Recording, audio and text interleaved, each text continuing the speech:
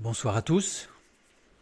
Ce soir, nous continuons sur le premier mot de la Bible, dans une lecture, comme on avait dit dans l'introduction, une lecture non pas linéaire, mais linéale, c'est-à-dire qui rentre dans chaque détail structurel, d'un point de vue sémasiologique. Je conseillerais évidemment ceux qui prendront cette vidéo en replay de regarder les premières parties, peut-être pas toutes, mais au moins la première et la deuxième, pour présentation un petit peu de la manière de travailler sur cette étude toute particulière du premier mot de la Bible, qui est traduit par au commencement. Je vous propose donc de commencer directement notre verset « Au commencement, Dieu créa les cieux et la terre », par le premier mot « Bereshit ». Nous sommes au 18e point, que j'ai intitulé « Son temple ». Le mot « Bereshit », traduit par « au commencement », dans ce mot, nous trouvons les trois lettres qui forment le mot « rosh ». Rosh qui veut dire tête, principe. Au centre du rosh, du principe, il y a la lettre Aleph. Nous avions vu que Aleph, c'est la valeur numérique 1, qui représente Dieu en tant qu'infini achevé, rendu accessible à tout un chacun. Je renvoie sur le premier point, le premier paragraphe de notre étude sur Bereshit, sur ce point-là. Ensuite, si on prend la première lettre, Beit, et les deux dernières, Yod, Tav, ça forme un mot, Bayit. Bayit qui veut dire maison, plus particulièrement maison de l'Éternel. Et au centre de Bayit, il y a le Yod. Et nous avions vu que le Yod, c'est la plus petite lettre de l'alphabet hébreu, qui représente le Messie. Je renvoie vers le 9e paragraphe, où nous avions montré, voire démontré cela. Et dans ce mot Bayit, on a le Yod au centre, et on a les deux lettres extrêmes, Beit Tav, qui forment un mot, Bat, qui veut dire maison. Quand je dis que Bayit désigne aussi, ce terme se désigne aussi, pas exclusivement, mais aussi la maison de l'Éternel, on le voit dans 2 Rois, chapitre 11, au verset 10, quand il est dit « Le sacrificateur remit au chef de centaines des lances et les boucliers qui provenaient du roi David et qui se trouvaient dans la maison, Bayit, de l'Éternel. » Nous sommes appelés à recevoir le Yod, le Messie, en nous. C'est ce que nous avions vu au 17e point, c'est-à-dire c'est le point qui précède, que nous avons vu la dernière fois. Là, c'est la suite un petit peu, mais à partir du moment où nous recevons le Messie en nous, nous devenons le temple du Saint-Esprit.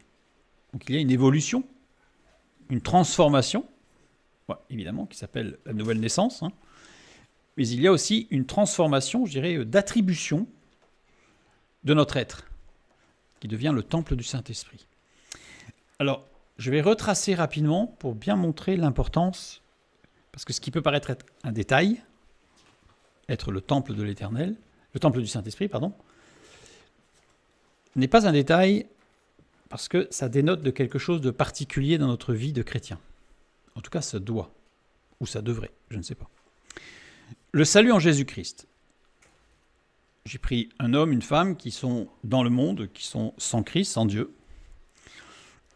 À un moment donné, ils ont la conviction du péché, avec une prise de conscience personnelle du péché, une certitude d'être coupable devant Dieu, je mets quelques textes, qui va aboutir à la repentance, du grec métanoïa, changement de disposition, littéralement. La repentance, c'est un changement de disposition. Ce n'est pas juste dire « oh pardon ». C'est vraiment quelque chose qui amène un changement de disposition intérieure profonde. Un changement de conception et de disposition intérieure à l'égard du péché et de Dieu, avec le regret profond de l'avoir offensé. Cette repentance amène à la confession. Confession du grec homologéo, qui veut dire reconnaître, dire la même chose, mais de la même chose que ce que Dieu dit. C'est-à-dire, on va dans le sens, Dieu nous a révélé le péché, et on va dans ce sens-là, puisqu'on confesse, on dit oui, en effet, je réalise, je reconnais. Acte par lequel l'homme reconnaît son péché et exprime à Dieu ses sentiments intérieurs. Donc là, en fait, en même temps, on voit que dans la confession, il y a une sorte de dévoilement de soi à Dieu. Les sentiments intérieurs qui, en l'occurrence, dans la confession, sont la tristesse et le regret. Là va commencer à naître la foi. La foi, c'est une confiance totale en Dieu, le Créateur, ainsi qu'en Jésus-Christ, Fils de Dieu, unique Sauveur, mort et ressuscité corporellement pour expier les péchés. Et là, on parle de conversion. La conversion, du grec épistrépho, qui veut dire se tourner, se retourner, se détourner ou faire demi-tour. Donc on a un changement complet d'orientation de sa vie. Acte volontaire de l'homme qui se détourne du mal pour se tourner vers Dieu. Qui aboutit systématiquement, en tout cas qui doit aboutir systématiquement, à un changement visible d'affection, d'ambition, de langage et de comportement. De langage parce que toute personne sans Dieu qui pourrait avoir un vocabulaire, on va dire, inapproprié, à sa conversion, s'il garde la même façon de parler, s'il garde les mêmes blagues grivoises, etc., il y a fondamentalement un véritable problème. Donc il doit y avoir un changement visible. Un changement visible. Et ce changement visible de langage, de comportement, est poussé, propulsé, je dirais presque motorisé, avec le désir de plaire à Dieu. Ça, c'est la conversion, qui va aboutir au pardon, puisque Dieu pardonne, aphiémie, faire partir, renvoyer, éloigner, pardonner, acte de grâce par lequel Dieu enlève les péchés. Et là arrive la justification. À partir du moment où il y a eu le pardon, il y a la justification, qui est évidemment de facto immédiate, acte par lequel Dieu, le divin juge, déclare juste, acquitté, le pécheur, justice ayant été faite sur Jésus-Christ, qui a déjà subi la condamnation. On en reparlera un petit peu tout à l'heure. Et donc, on a une sorte de progression. Alors, comme je le dis à chaque fois, et j'insiste parce que c'est important, pour certaines personnes, c'est une progression qui peut être longue, qui peut prendre du temps. La conviction de péché, la prise de conscience, ça peut prendre du temps. Et pour d'autres personnes, tout peut se faire en quelques minutes. Voilà, c'est Dieu qui conduit, ça dépend de chacun. Et qui sommes-nous pour juger de l'action de Dieu dans un cœur? Voilà. Ce que nous voyons, c'est l'action de Dieu. Point. Et donc, il y a cette progression qui fait passer une personne noircie de péché à la couleur de la vie, par la conversion en Jésus-Christ. Et donc, c'est la nouvelle naissance, ou ce qu'on appelle la régénération. Du grec anathème, de nouveau d'en haut. Acte créateur de Dieu, faisant du croyant un homme nouveau et une femme nouvelle. Don de la vie éternelle par une résurrection spirituelle. Don qui découle de la relation avec Dieu en Jésus-Christ. Cette vie est une participation à la vie de Dieu, la mort et la séparation d'avec Dieu. Avec quelques textes. Donc ça, c'est, je dirais, l'accès au salut.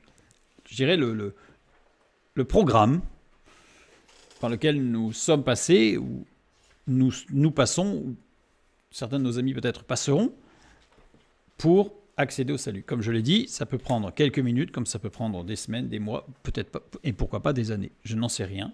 C'est Dieu qui conduit toutes choses. Et nous arrivons dans le royaume de Dieu.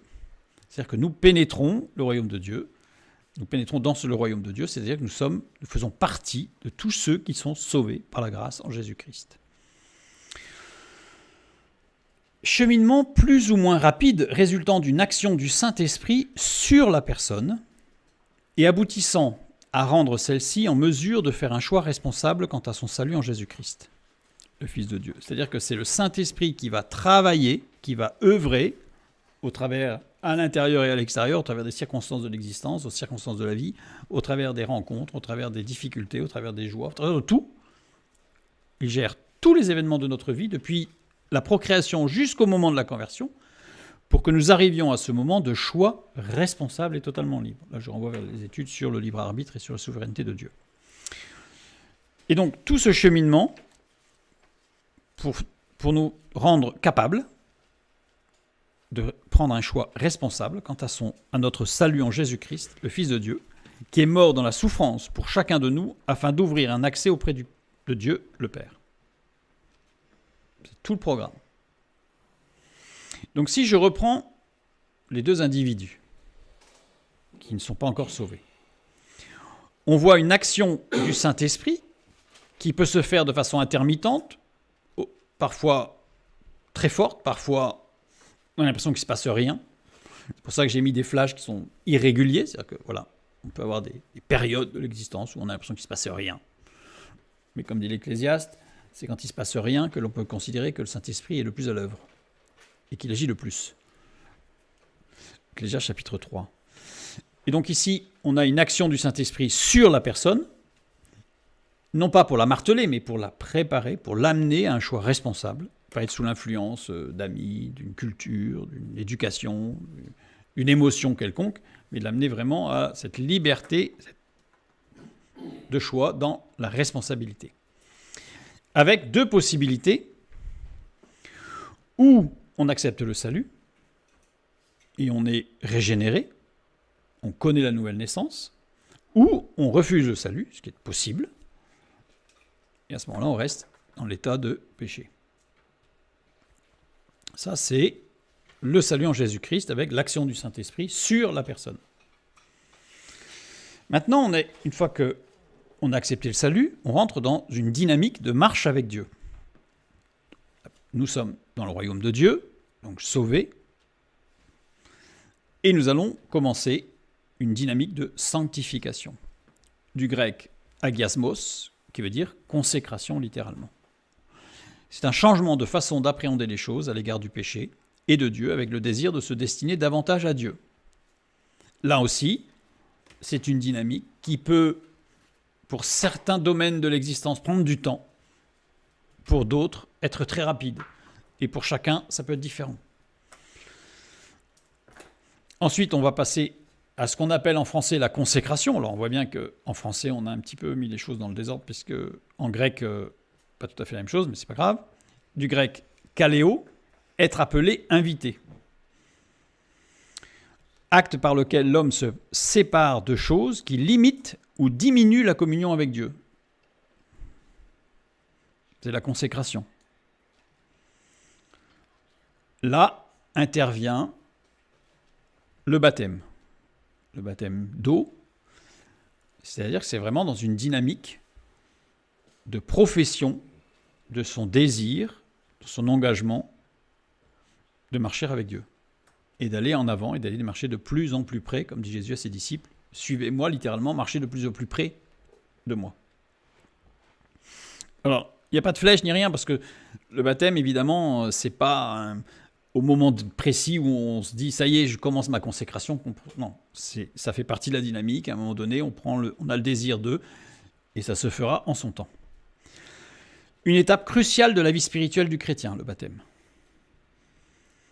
Beaucoup considèrent le baptême comme une sorte d'acte rituel qui doit précéder la vie chrétienne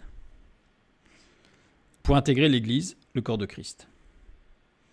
Un peu comme un rite d'initiation qui fait admettre une personne dans un club social.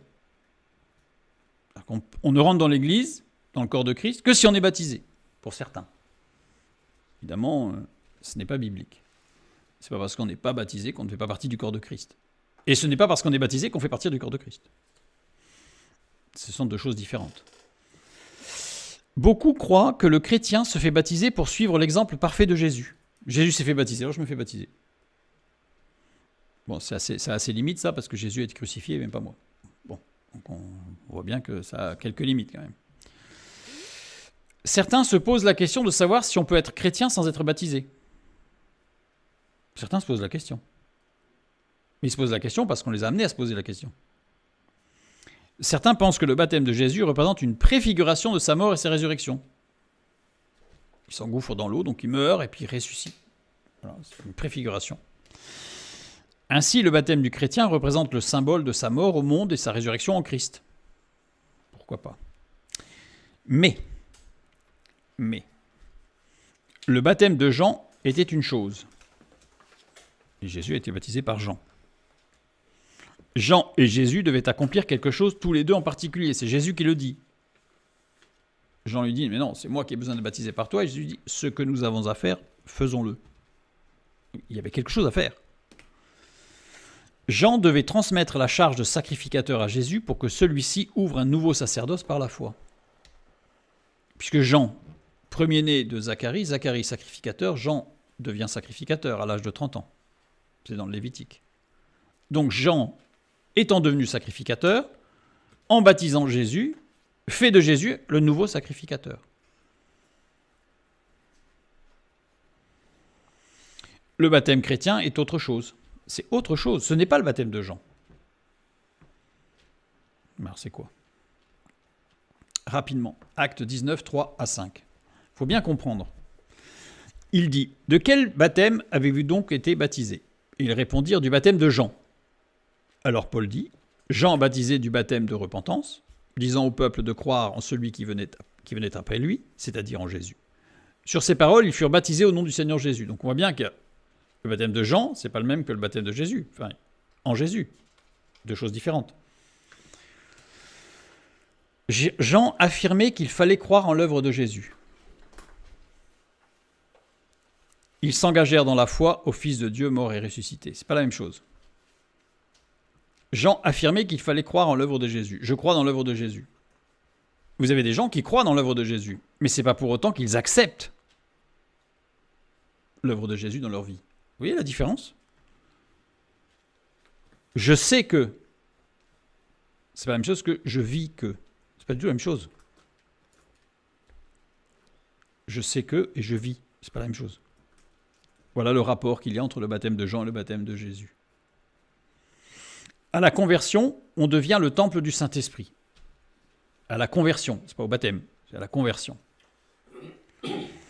Commence la construction du temple ou la reconstruction du temple. Je reviens sur ce que nous avions dit, là on revient sur le temple.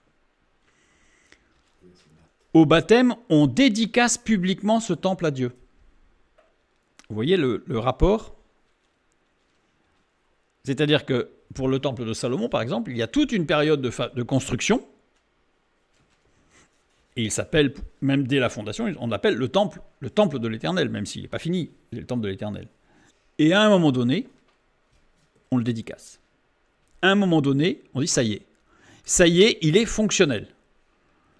Même si c'est un temple dans lequel il y aura des réparations, c'est un temple dans lequel il y aura des modifications, c'est un temple dans lequel il y aura de l'entretien, c'est un bâtiment dans lequel il va falloir faire du ménage. Mais il est dédicacé, c'est le temple de l'Éternel. Le baptême, c'est la dédicace. Le baptême, c'est je dédicace mon être entier à Dieu. Et dès ma conversion, la construction et la reconstruction, ou la reconstruction, selon ce qui s'est passé dans ma vie, le Saint-Esprit, ça y est, il reconstruit ou il construit son temple. Et à un moment donné, quand c'est prêt, quand je suis conscient que je veux m'engager encore plus, je prends le baptême et je dédicace ce temple à l'Éternel. Il n'est que pour l'Éternel. Confirmation de la mise à part du temple. Comme, je dirais, l'exemple, le début d'un temps de fiançailles. Quand il y a un début de temps de fiançailles, évidemment, ça implique fidélité, ça implique énormément de choses.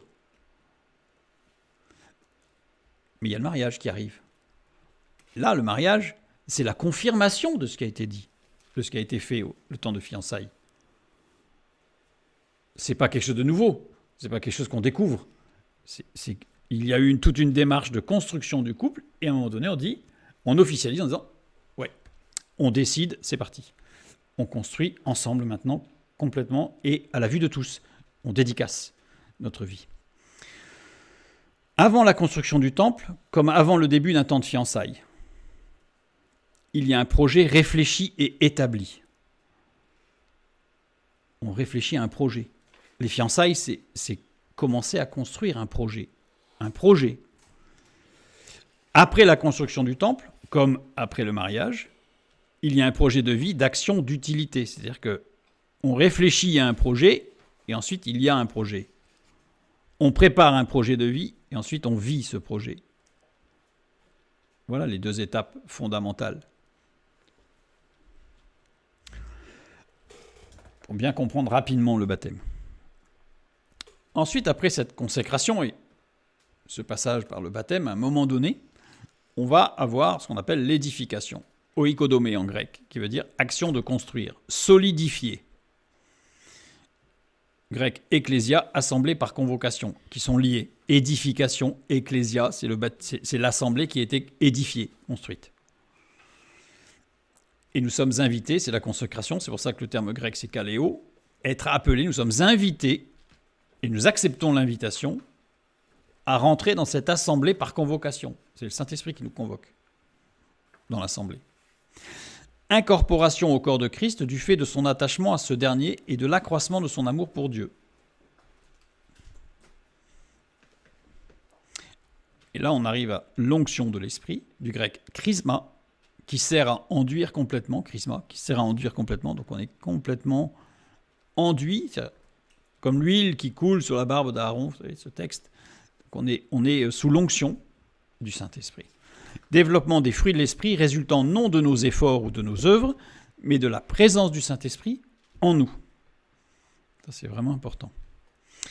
Le fruit de l'esprit est différent des dons de l'esprit, lesquels sont accordés à différents chrétiens à des moments choisis par Dieu. Le don de l'esprit, ça peut être... Il peut y avoir des dons qui sont à un seul moment, une seule fois dans la vie. Et puis il y a des gens qui vont exercer un don pendant plusieurs années, peut-être même toute leur vie. C'est Dieu seul qui conduit et qui gère. Par contre, le fruit de l'esprit doit être porté par tous les chrétiens de tous les temps. Ça, s'il n'y a pas de fruit de l'esprit, il y a des questions à se poser. Ces caractères ne sont pas portés d'une façon automatique. Comme pour l'arbre, des conditions sont nécessaires. Celui qui demeure en moi et en qui je demeure porte beaucoup de fruits. Ce n'est pas automatique. Il y a des conditions pour porter du fruit. Comme un arbre, il y a des conditions pour qu'il porte des fruits. Ensuite, il y a la transmission, du grec apologia. Présenter une défense argumentée, répondre solidement. Transmettre la vie et la disséminer.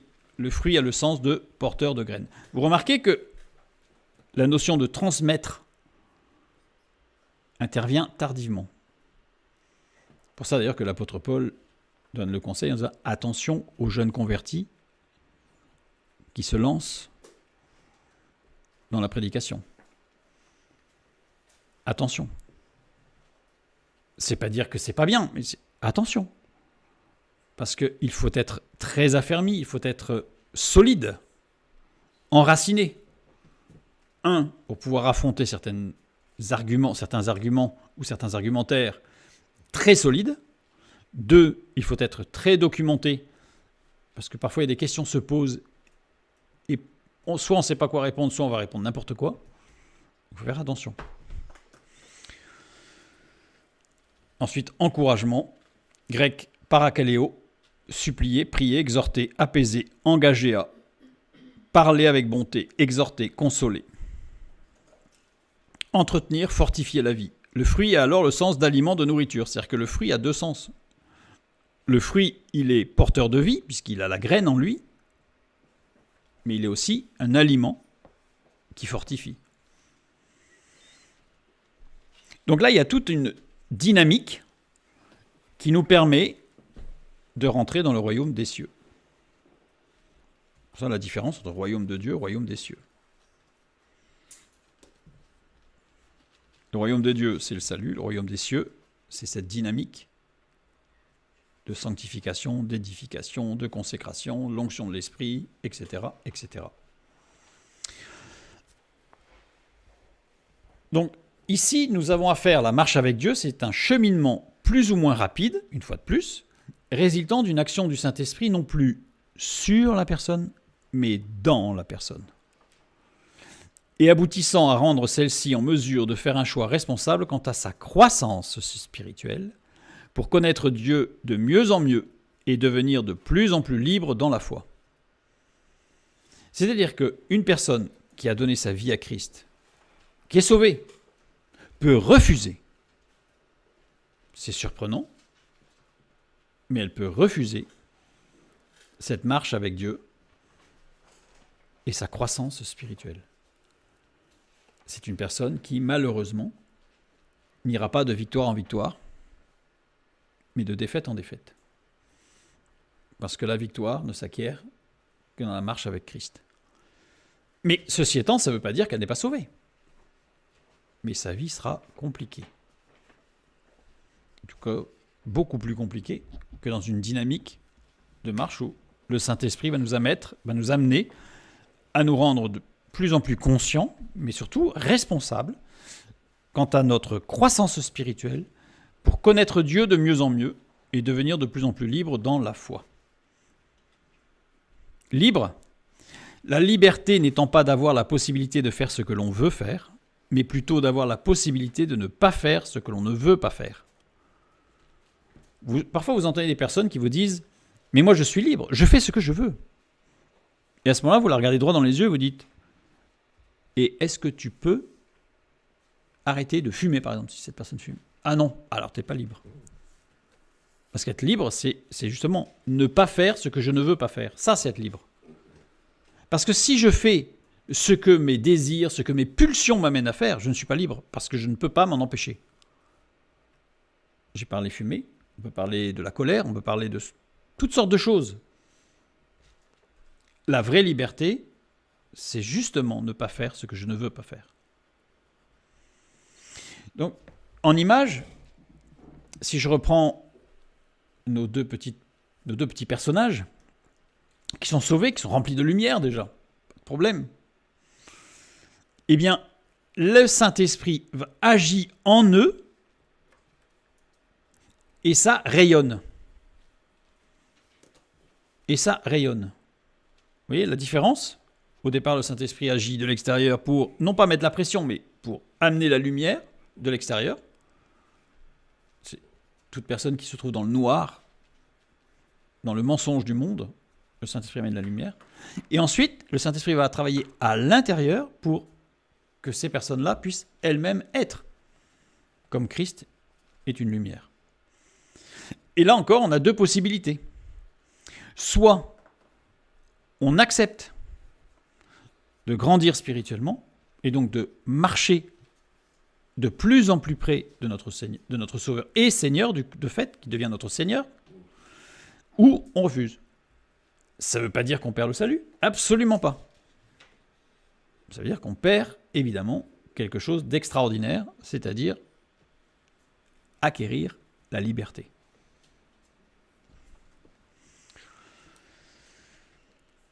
Ne peut se faire, cette marche avec Dieu, que si le disciple de Christ est le temple du Saint-Esprit. Sinon, ça ne marche pas. Dans 2 Chroniques 5.13, nous lisons « Et lorsque ceux qui sonnaient des trompettes et ceux qui chantaient s'unissaient d'un même accord pour célébrer et pour louer l'Éternel, firent retentir des trompettes, les cymbales et les autres instruments, et célébrèrent l'Éternel par ses paroles.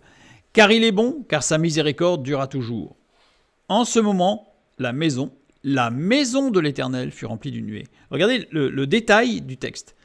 La maison, mais à partir du moment où le Saint-Esprit remplit, ce n'est plus la maison. C'est la maison de l'Éternel. Et quand on le lit, on ne fait pas attention. Car voilà, en ce moment-là, la maison, virgule, la maison de l'Éternel fut remplie d'une nuée. On est passé de la maison au temple. Parce qu'il y avait la présence du Saint-Esprit. Acte 2, 2 à 4, nous lisons. Tout à coup, il vint du ciel un bruit comme celui d'un vent impétueux, et il remplit toute la maison où ils étaient assis. Des langues semblables à des langues de feu leur apparurent, séparées les unes des autres, et se posèrent sur chacun d'eux. Et ils furent tous remplis du Saint-Esprit et se mirent à parler en d'autres langues, selon que l'Esprit leur donnait de s'exprimer. Il y avait 120 sacrificateurs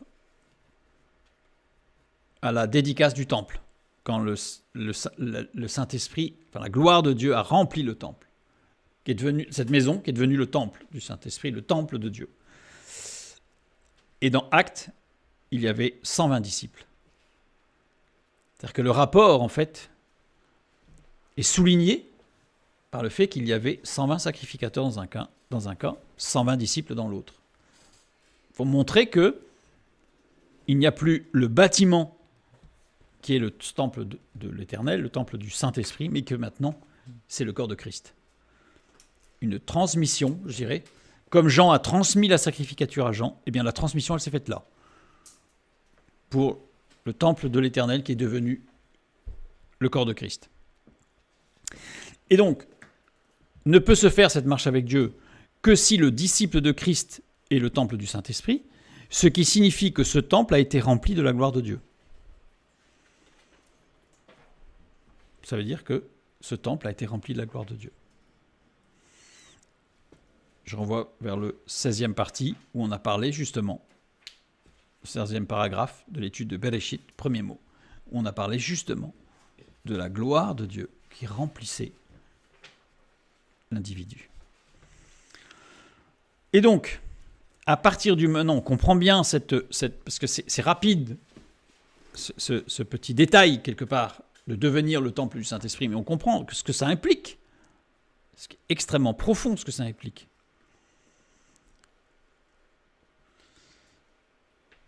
Nous sommes appelés à recevoir le Yod, le Messie, en nous. Le Yod introduit dans la maison Bat devient le temple de l'Éternel Baït. Comme dans ce que nous avons lu tout à l'heure, à la dédicace du temple, en ce moment, la gloire de Dieu a rempli la maison, virgule, la maison de l'Éternel. Quand nous acceptons la marche avec Dieu, nous devenons le temple du Saint-Esprit. Et si nous acceptons l'action du Saint-Esprit, il va nous remplir. Et à ce moment-là, nous pouvons parler, nous passons de la maison, une maison qui peut sembler banale, peut être jolie, mais elle est banale, c'est une maison, au temple, à la maison de l'Éternel Baït. Si le Messie, Yod, n'est pas au centre de notre vie, alors nous ne sommes plus un temple, Baït, mais une maison, Bat, simple et banale, sans beauté aucune. Parce que qu'est-ce qui faisait la beauté du temple de Salomon ? Certes, plein de choses, mais il y avait d'autres temples où il y avait plein de choses merveilleuses. Mais ce qui faisait la beauté du temple de Salomon, c'était la gloire de Dieu qui reposait sur cette maison, la maison de l'Éternel. Et sans la gloire de Dieu, il n'y a plus rien. Ça, c'était pour le point 18. Nous continuons avec le 19e point. J'ai toujours appelé son temple. Rosh, toujours, au centre de Bereshit, tête, principe, avec le Aleph au centre de Rosh, qui représente toujours Dieu en tant qu'infini achevé, rendu accessible à tout un chacun, ce que nous avons vu quand nous avons vu le premier paragraphe, quand nous avons parlé des transfinis en mathématiques, et les deux mots, la première lettre et les deux dernières lettres, qui forment le mot Baït, mais qui veut dire aussi famille. C'est un terme qui veut dire maison de l'Éternel, mais qui veut aussi dire famille, avec le Yod au centre, le Yod représentant le Messie. Donc, toujours sur notre 9e paragraphe. Et ces deux lettres extrêmes de Baït, qui forment le mot Bat qui veut dire maison. Et nous voyons que Baït signifie famille dans 1 Chronique chapitre 13 verset 14, où il nous est dit que l'arche de Dieu resta 3 mois dans la maison d'Obed-Édom, dans sa maison. Regardez la répétition. Dans la maison d'Obed-Édom, dans sa maison, comme si on n'avait pas compris. Et l'Éternel bénit la maison d'Obed-Édom, et tout ce qui lui appartenait. Je prends la traduction de David Martin, qui est intéressante, puisqu'elle souligne un petit peu ce fait, parce qu'elle dit « Et l'arche de Dieu demeura 3 mois avec la famille d'Obed-Édom, dans sa maison, et l'Éternel bénit la maison d'Obed-Édom et tout ce qui lui appartenait. » Donc on voit bien qu'il y a la notion de famille, c'est la famille d'Obed-Édom. C'est pas que les 4 murs. Si nous laissons entrer le Messie, Yod, dans notre humble demeure, dans notre maison, Bat, nous venons de voir qu'il en fera un temple, Baït. C'était le point 18, juste avant. Il fera aussi de nous sa famille. Marc 3, 35. Car quiconque fait la volonté de Dieu, celui-là est mon frère, ma sœur et ma mère. C'est Jésus qui parle. Non seulement nous devenons le temple du Saint-Esprit, mais nous devenons sa famille. C'est important, parce que si nous ne restons qu'au stade du temple du Saint-Esprit, ce qui est déjà extraordinaire, mais ça veut dire que nous sommes un instrument entre ses mains, point. Un outil. Or, si nous devenons sa famille, nous ne sommes pas qu'une utilité entre ses mains. Nous ne sommes pas qu'un outil qu'il pourrait utiliser à sa convenance, quitte à casser l'outil. Non, nous devenons sa famille. À partir du moment où nous devenons sa famille, ça veut dire qu'il y a un regard d'amour, de soin, de protection, d'unité qui s'établit. Quelque chose de beaucoup plus fort.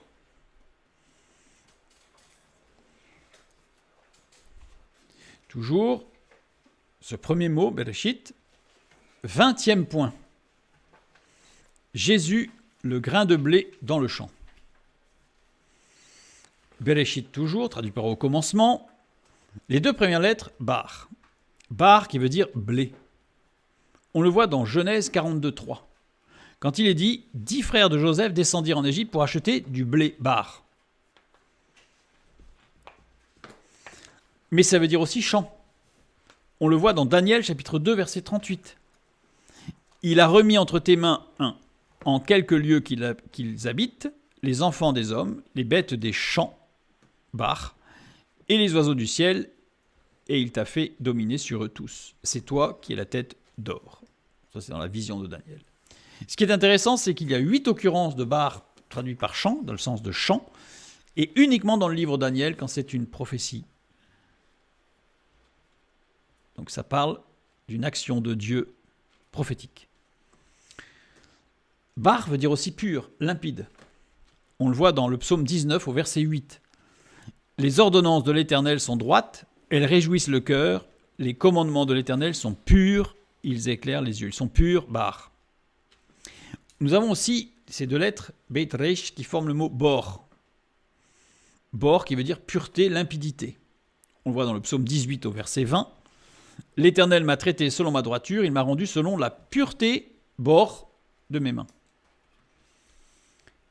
Comme je l'ai dit en introduction, il est important qu'à chaque fois que nous avons une lecture, une interprétation, cette interprétation, cette lecture doit être confirmée par la parole de Dieu elle-même. Et pas que par des encyclopédies, qu'elles soient lexicales, sémantiques, philosophiques, scientifiques, ce que vous voulez. Ça doit être confirmé par la parole de Dieu. C'est pour ça qu'à chaque fois, je donne un texte qui confirme cette lecture.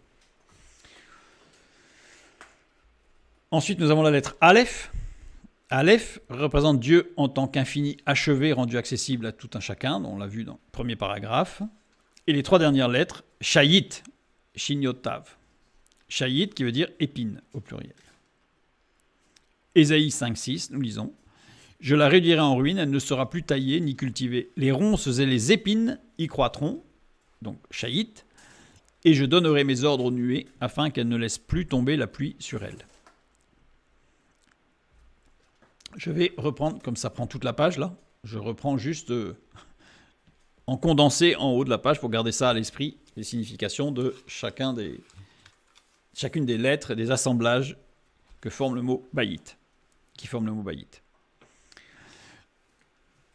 Nous avions vu que la première lettre de la parole de Dieu est un Beit, la deuxième lettre de l'alphabet, sous-entendant qu'avant, il y avait le Aleph. Aleph, la lettre qui ne se prononce pas, qui est Dieu. Avant la création, il y a Dieu. Après la création, il y a Dieu. Pendant la création, il y a Dieu. Il y a Dieu. Comme je l'avais dit, on n'a pas à se poser la question de savoir si Dieu existe ou pas, puisqu'il est. Donc c'est réducteur de Dieu. Dieu existe. Il est. Ce qui est beaucoup plus grand que exister, être. Il est.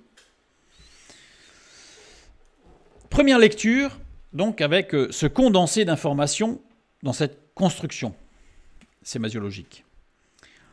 La pureté, bor, de Dieu, Aleph, mais je l'ai mis en gris et plus grand, c'est-à-dire que c'est cette lettre sous-entendue de départ, conduit Dieu, Aleph, vers les épines, Shayit. 2 Corinthiens 5, 21, nous lisons. Celui qui n'a point connu le péché, il l'a fait devenir péché pour nous, afin que nous devenions en lui justice de Dieu. Petit détour pour bien comprendre ce texte. que je remets ici. Il l'a fait devenir péché.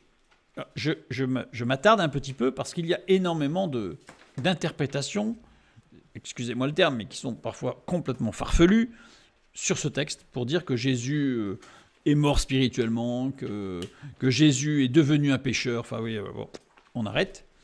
On va regarder ce que dit la parole. Il l'a fait devenir péché. Poieo. Poieo, faire quelque chose en s'appuyant sur autre chose. Mettre en pratique. Poieo.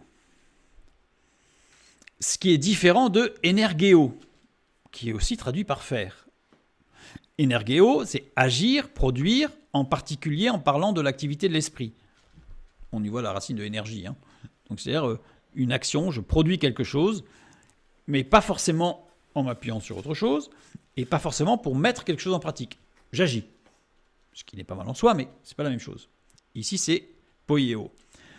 Poieo, j'ai regardé, est utilisé par les écrivains grecs, en particulier les philosophes, pour décrire des actions ou des opérations qui impliquent la création ou la fabrication de quelque chose de nouveau et la réalisation d'une action physique concrète avec un résultat visé. C'est quelque chose de particulier, poieo, quand même. Également utilisé, poieo, dans un sens plus large pour décrire des actions qui entraînent un changement ou une transformation, qu'il s'agisse de créer quelque chose de nouveau ou de modifier quelque chose d'existant. Donc on voit qu'il y a une dynamique de création, il y a un changement fondamental. Par contre, si je regarde energeo, utilisé toujours par les écrivains grecs, et particulièrement les philosophes, pour décrire des actions ou des opérations qui impliquent une activité, une mise en mouvement ou une expression d'une force, d'une énergie ou d'un pouvoir. C'est tout. Utilisé pour mettre l'accent sur l'activité elle-même sans nécessairement se concentrer sur un résultat spécifique plutôt que sur le résultat de l'activité. C'est-à-dire que energeo, on pourrait imaginer que quelqu'un qui court dans tous les sens, qui fait plein de choses, mais qui finit rien, c'est energeo. Il n'a pas forcément un projet, mais il fait plein de choses, c'est bien, il les fait. Mais il n'a pas forcément un projet. Par contre, poieo, il y a nécessairement un projet, il y a nécessairement une intention d'un changement, de quelque chose de nouveau, avec un projet de résultat. Energeo, pas du tout. Et là, c'est poieo qui est utilisé. Donc on voit bien qu'il y a un projet. Devenir péché. Amartia. Amartia, traduit par péché, ou violation de la loi divine en pensée ou en acte, ce qui revient à péché. Manquer le chemin de la droiture et de l'honneur, en grec. Bien. Donc, il avait un projet de... on voit bien qu'il y a ça gratte, puisqu'on parle de Jésus là. Donc, il y avait un projet au poieo de violer la loi divine, de manquer le chemin de la droiture ou de péché.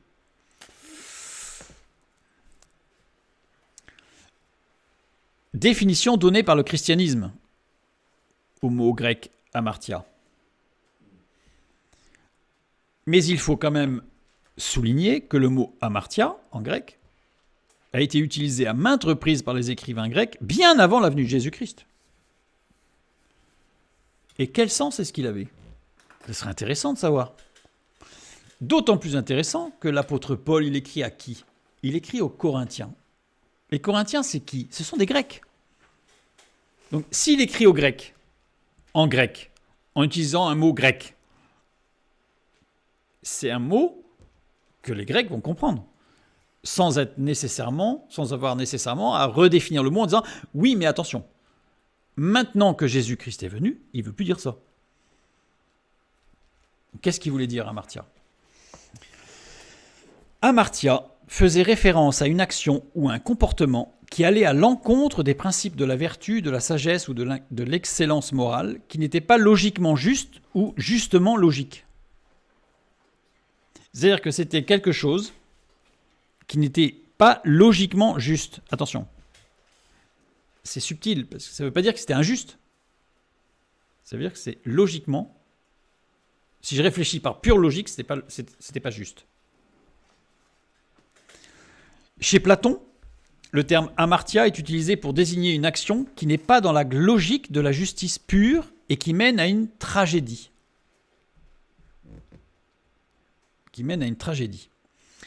Il est intéressant de noter que dans le Cratyle, donc j'ai mis, pour ceux qui veulent aller voir, le paragraphe 437a, alors le Cratyle, pour information, c'est une étude, c'est Platon qui met Socrate en perspective dans son discours, et qui cherche la définition justement de certains mots utilisés pour savoir leur sens profond.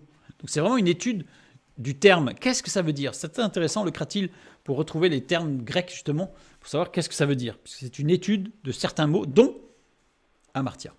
Donc c'est intéressant. Donc Platon rapporte les propos de Socrate qui définissent, entre autres mots, amartia justement, mais comme quelque chose qui logiquement est injuste, mais qui cependant est digne de louange.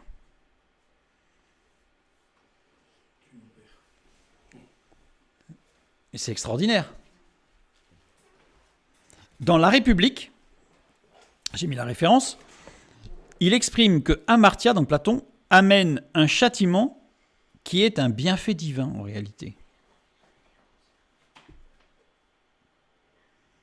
Jésus a subi le châtiment. Lui le juste. Ça, c'est logiquement injuste. Pourquoi le juste subirait-il le châtiment des injustes ? C'est logiquement injuste. Mais c'est un châtiment divin qui est tombé sur lui, qui est un bienfait divin. Parce que c'est pour donner le salut. Voilà ce que veut dire amartia. Je reprends le texte. Fait devenir péché, du coup, c'est une référence.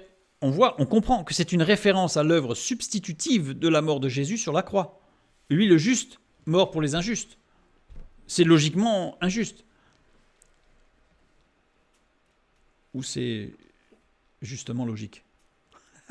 C'est ça, tout le jeu de mots.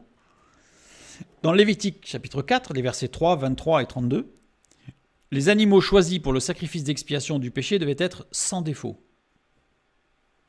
Parfait.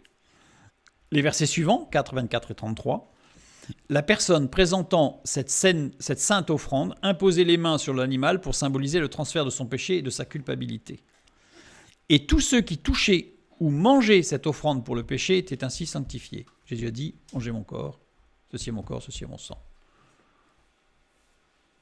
Il fait le lien directement, comme on a vu tout à l'heure, la Pentecôte, le transfert du temple du Saint-Esprit, ici le transfert du sacrifice sur Jésus-Christ. Matthieu 20, 28, c'est ainsi que le Fils de l'homme est venu, non pour être servi, mais pour servir et donner sa vie comme la rançon de plusieurs. Le mot rançon ici, loutron, en grec, moyen de délivrance, littéralement. Prenez le dictionnaire. Moyen de délivrance, moyen d'expier. Donc on peut littéralement, c'est ainsi que le Fils de l'homme est venu, non pour être servi, mais pour servir et donner sa vie comme moyen de délivrance pour plusieurs. Plusieurs, c'est-à-dire ceux qui accepteront. Ceux qui n'acceptent pas n'ont pas accès à ce moyen de délivrance. Le Fils de Dieu offre un moyen de délivrance, un moyen d'expier gratuitement à quiconque vient à lui. Le salut par grâce est logiquement injuste, car ce n'est pas le coupable qui satisfait la justice. Donc logiquement, c'est injuste, la grâce. Parce que ça veut dire que celui qui est coupable, il ne supporte rien. Donc, logiquement, c'est injuste. Le salut par grâce est injustement logique, car le gracié peut être amené à supporter les effets de sa faute. C'est bizarre. On a un exemple dans 2 Corinthiens 12, 7 à 9. C'est Paul qui parle. « Et pour que je ne sois pas enflé d'orgueil à cause de l'excellence de ces révélations, il m'a été mis une écharde dans la chair, un ange de Satan pour me souffleter et m'empêcher de m'enorgueillir. 3 fois j'ai prié le Seigneur de l'éloigner de moi, et il m'a dit « Ma grâce te suffit, car ma puissance s'accomplit dans la faiblesse. Je me glorifierai donc bien plus volontiers de mes faiblesses, afin que la puissance de Christ repose sur moi. » Qu'est-ce qui s'est passé là pour Paul ? Paul a persécuté l'Église. Paul a torturé des chrétiens pour qu'ils renient le nom de Christ. c'est quelque chose qui le taraudait. Parce que c'est sûrement à des moments de fatigue, évidemment, c'est toujours là le plus propice, des pensées lui venaient, en disant, mais toi, Paul, qui es-tu? Rappelle-toi, un tel que tu as torturé, comment peux-tu, toi, revendiquer être apôtre? Voilà, c'est ça, ça torturait. Et donc, mais il gardait cette trace, cette cicatrice, pour ne pas s'enorgueillir. C'est-à-dire qu'en fait, à chaque fois, il était ramené à la puissance de l'œuvre de Christ dans sa vie. Parce que qui était-il avant? Il était zélé pour la religion et il a torturé ceux qui, pour aujourd'hui, étaient ses frères et sœurs. C'est atroce. C'est atroce de se rendre compte qu'on a torturé, qu'on a presque peut-être même tué, parce qu'il a participé, par exemple, à la mort d'Étienne, des gens qui étaient justes en réalité. Mais c'est terrible. Donc parfois, il y a des cicatrices. Parfois, on supporte certaines conséquences de nos fautes, même si on est gracié, etc. Mais ce qu'il faut toujours bien avoir à l'esprit, c'est que l'objectif n'est jamais l'expiation ou la punition. C'est-à-dire que si nous sommes graciés, nous sommes graciés. Et si nous supportons les conséquences de nos fautes, ce n'est pas pour être puni, ce n'est pas pour souffrir à cause d'eux, c'est parce qu'il y a un objectif. Je me permets une parenthèse avec ce témoignage très rapidement, mais de ces deux jeunes hommes qui étaient tatoués sur leur visage de messages sataniques avant leur conversion et qui se sont convertis. Deux amis, deux copains. Ils se sont convertis et ils ont cheminé, comme on l'a vu, et ils ont décidé de passer par les eaux du baptême, tous les deux.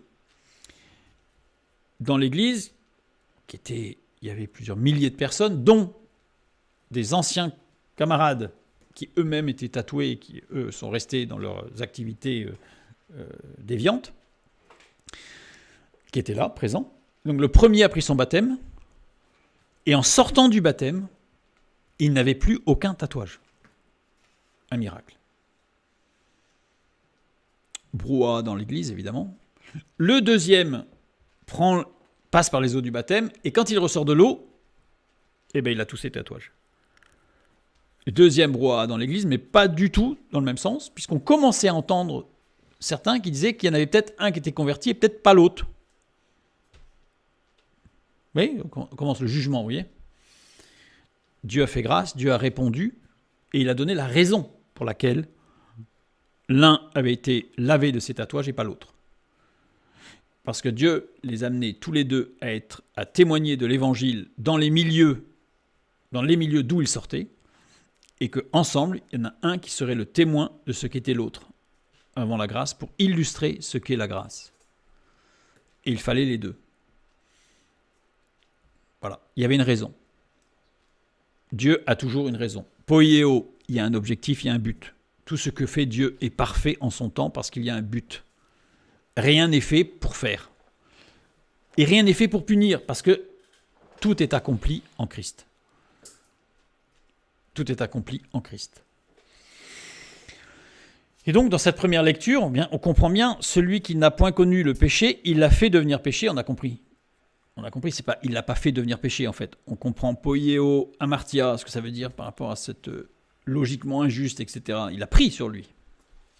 Galates, chapitre 1, les versets 3 à 5.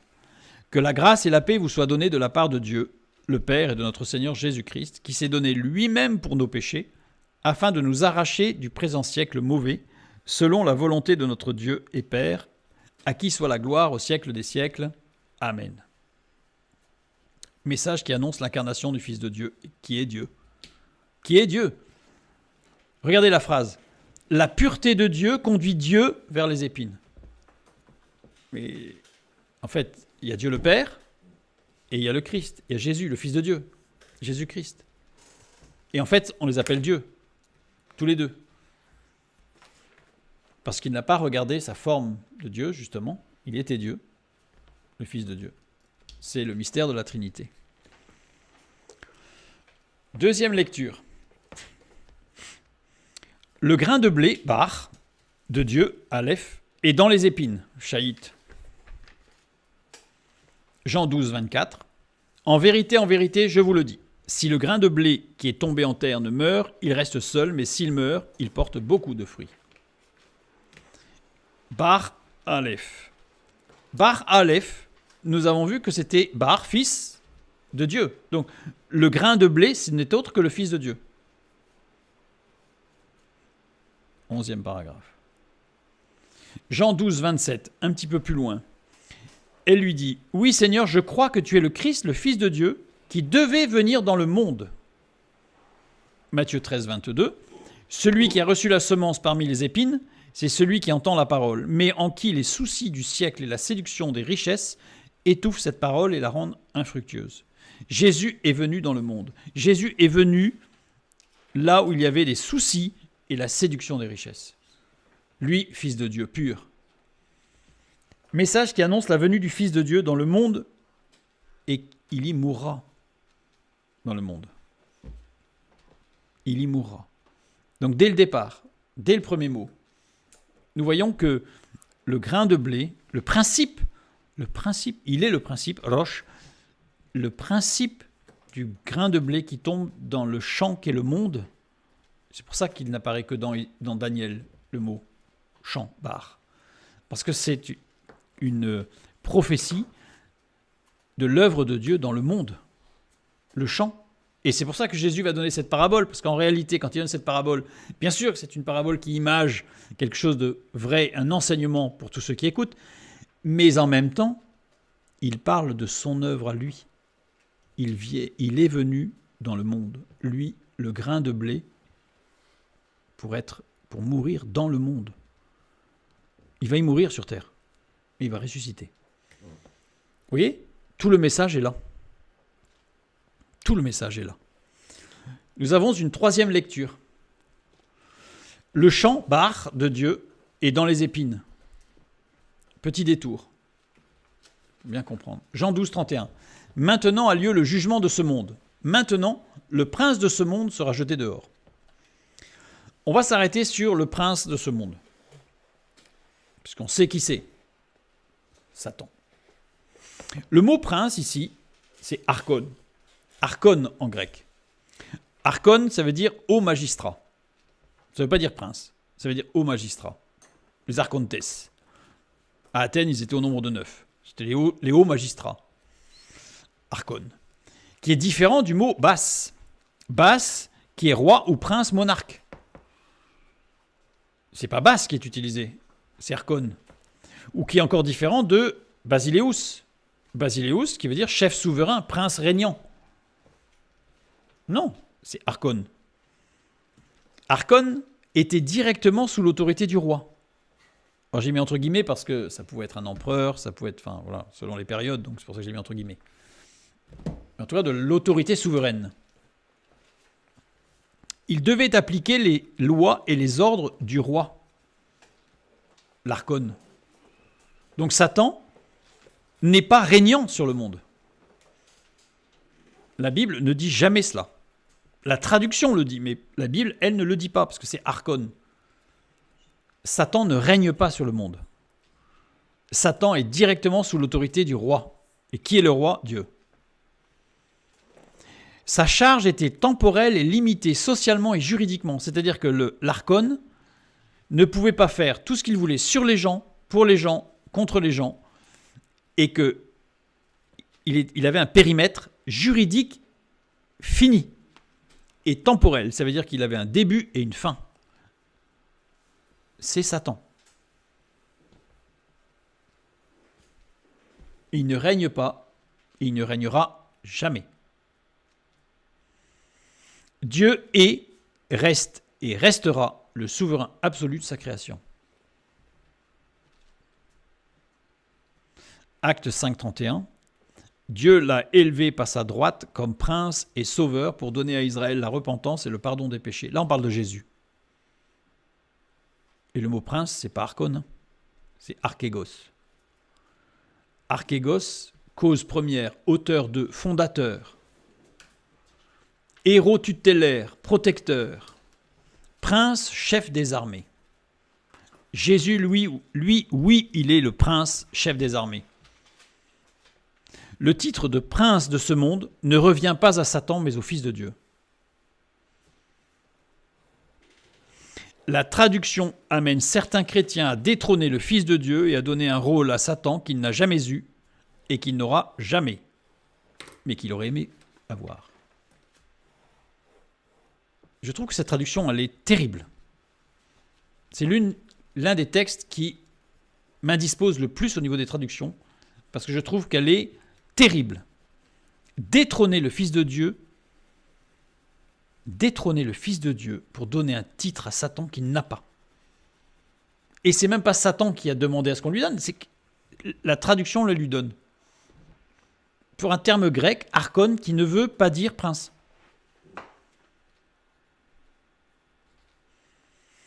Le Fils de Dieu est, reste et restera le bras actif de Dieu dans la gestion de sa création tout entière. Nous avions vu que la dernière fois, que l'Éternel des armées désigne en réalité le Fils de Dieu. À chaque fois. Et nous en avons la confirmation ici, parce que le titre qui lui est donné, Archégos, c'est le prince, chef des armées, celui qui est le stratège de toutes les actions du roi.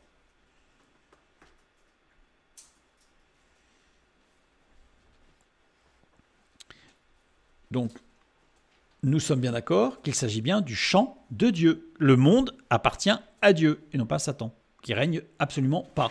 Donc c'est pour ça que cette troisième lecture, elle est sensée et elle est juste, puisqu'il s'agit bien du champ de Dieu. Nous lisons Romains 8, 22 maintenant, pour dire « Or, nous savons que, jusqu'à ce jour, la création tout entière soupire et souffre les douleurs de l'enfantement. » Quoi de mieux pour décrire la souffrance qu'une épine ? Je ne sais pas si vous avez déjà eu une épine extrêmement fine qui s'est bien enfoncée sous la peau. C'est très, très dérangeant puis douloureux. Et certaines épines sont quasiment invisibles. À enlever, c'est quasiment impossible. Il faut ouvrir et aller chercher là, au fond, pour essayer de l'enlever. Voilà l'image de l'épine. La création de Dieu, malheureusement, pour l'instant, est un champ d'épines. Voilà, le champ de Dieu est dans les épines. La création de Dieu souffre. Romains 8, 20 et 21, c'est-à-dire les deux versets qui précèdent cette annonce de la douleur de la création de Dieu. Car la création a été soumise à la vanité, non de son gré, mais à cause de celui qui l'y a soumise, avec l'espérance qu'elle aussi sera affranchie de la servitude de la corruption, pour avoir part à la liberté de la gloire des enfants de Dieu. Qui a soumis la création ? Dieu. Dieu est le souverain maître. C'est pas Satan, c'est Dieu. Et donc si je prends ces trois lectures et que je les superpose pour en faire qu'une, c'est-à-dire que je fais un condensé, je vais faire une concaténation de tout ça, qu'est-ce que j'obtiens ? Dieu, dans sa pureté, envoie son Fils sans défaut dans le monde, sa création, comme moyen de délivrance et d'expiation, tel le grain de blé dans le champ épineux qui, par sa mort, ensemencera tout le champ. Bereshit. Bereshit. Imaginez la puissance de ce mot. Le mot qui commence la parole de Dieu. Le mot qui commence la révélation de Dieu. Bereshit. Condensé de Jean 3,16, 1 Pierre 1, 19, Romains 8, 22, Jean 12, 24 et Romains 3, 24 et bien d'autres textes. Jean 3,16, car Dieu a tant aimé le monde qu'il a donné son Fils unique, afin que quiconque croit en lui ne périsse point, mais qu'il ait la vie éternelle. 1 Pierre 1, 19, mais par le sang précieux de Christ, comme d'un agneau sans défaut et sans tache, logiquement injuste. Romains 8, 22, or nous savons que jusqu'à ce jour, la création tout entière soupire et souffre les douleurs de l'enfantement. Jean 12, 24, en vérité, je vous le dis, Si le grain de blé qui est tombé en terre ne meurt, il reste seul. Mais s'il meurt, il porte beaucoup de fruits. Et Romains 3, 24. Et ils sont gratuitement justifiés par sa grâce, par le moyen de la rédemption qui est en Jésus-Christ. Tout ça dans Bereshit. Traduit par au commencement. Je terminerai par une lecture de 2 Tite 3, 16 et 17. Toute écriture, dans le détail, toutes ces pannes, chaque mot, chaque trait de lettre, toute l'écriture est inspirée de Dieu et utile pour enseigner, pour convaincre, pour corriger, pour instruire dans la justice, afin que l'homme de Dieu soit accompli et propre à toute bonne œuvre. Et je lirai Proverbe 25, 2. La gloire de Dieu, c'est de cacher les choses. La gloire des rois, c'est de sonder les choses. Que Dieu vous bénisse et à bientôt.